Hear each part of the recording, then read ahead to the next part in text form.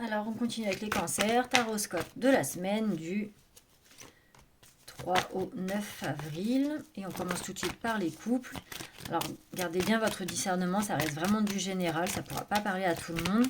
Et si ça ne vous parle pas, je vous invite à consulter un autre taroscope qui vous parlera peut-être plus.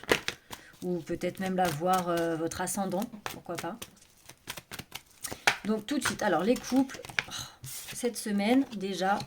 On a beaucoup d'attirance, beaucoup d'alchimie là pour les couples.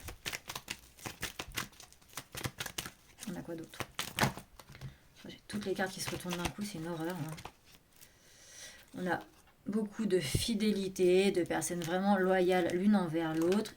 Et vraiment cette notion d'âme sœur. Donc là, pour les couples de longue date ou même ceux qui viennent de se mettre ensemble, on est vraiment dans une très très bonne énergie où la personne de votre cœur, là, c'est vraiment la bonne personne pour vous. Personne vraiment loyale, vraiment relation basée sur la fidélité, tout ça, avec vraiment beaucoup d'alchimie entre vous. Donc très bonne semaine pour les couples cancer. Maintenant pour les célibataires. Alors bien sûr, célibataires en recherche de quelqu'un qui ont envie d'une vie sentimentale. Si vous êtes célibataire et que vous n'avez clairement envie de personne, clairement ne vous intéressez pas à ça, quoi. Donc les cancers célibataires, si vous avez quelqu'un en tête, on vous dit que la relation là, avec cette personne peut évoluer très très vite là. C'est même possible que cette personne pense à faire évoluer... là en fait, là actuellement, cette relation elle est peut-être même déjà en train d'évoluer parce que cette personne, elle pense à vous. Elle pense à vous et elle désire un rapprochement. Donc voilà, si vous venez de rencontrer quelqu'un, que vous avez quelqu'un en tête ou quoi, sachez que vraiment cette relation a de grandes chances d'évoluer parce que cette personne souhaite vraiment un rapprochement avec vous et en plus elle pense à vous, cette personne. Donc après, pour le restant de la semaine globale, hormis le sentimental, parce qu'il n'y a pas que ça dans la vie. Alors déjà, on a cette notion soit de bataille, soit de s'armer. Mais s'armer de quoi? On va voir tout de suite. Un petit peu de stress.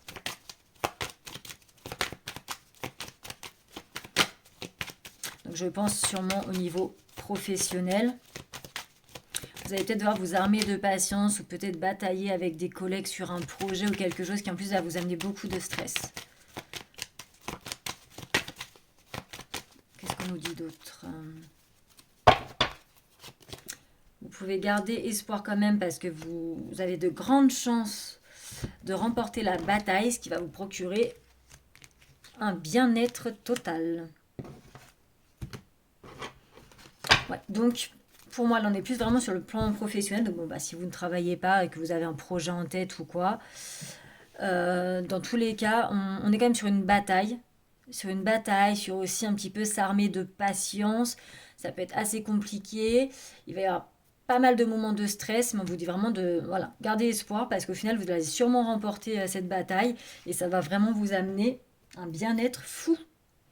Ça peut aussi du coup concerner les métiers du bien-être, si vous êtes dans la coiffure, dans l'esthétique, dans les massages, dans tout ça. Donc bon, homme-femme, hein, je connais des hommes coiffeurs, hein, donc, qui sont cancer d'ailleurs aussi. Donc voilà, ça peut concerner le domaine professionnel de tout ce qui est bien-être, tout ça, mais donc aussi peut-être dans votre vie personnelle si vous êtes, en train de vouloir mettre un projet en place, quelque chose. Donc, dans tous les cas, on a la victoire, malgré mon avis un début de semaine qui va peut-être être compliqué, il se peut que du coup ça arrive plus en fin de semaine que vous gagnez cette bataille. Bon, ça va. Du coup, c'est pas mal pour vous les cancers quand même. Donc je vous souhaite une très bonne semaine.